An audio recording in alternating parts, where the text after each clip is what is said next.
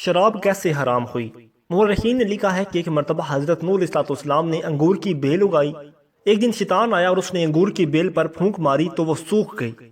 حضرت نوح علیہ السلام یہ کیفیت دیکھ کر پریشان ہو گئے۔ پھر شیطان آپ علیہ السلام کی خدمت میں آیا اور کہنے لگا کہ اے اللہ کے نبی، آپ پریشان کیوں ہیں؟ حضرت نوح علیہ السلام نے اپنی پریشانی کی وجہ بتائی۔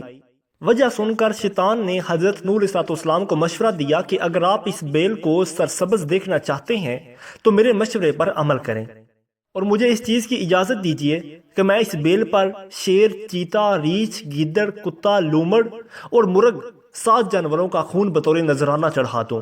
اس عمل سے مجھے یقین ہے کہ یہ بیل دوبارہ ہری بھری ہو جائے گی۔ حضرت نوح علیہ السلام نے اجازت دے دی۔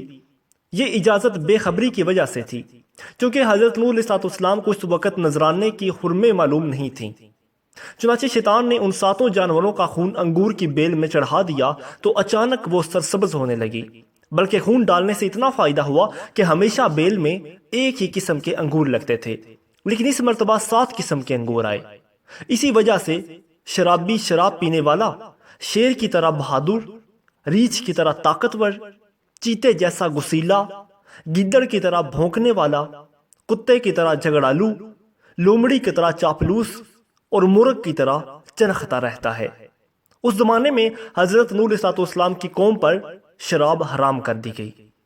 مزید اچھی ویڈیوز کے لیے ہمارے چینل کو سبسکرائب کریں۔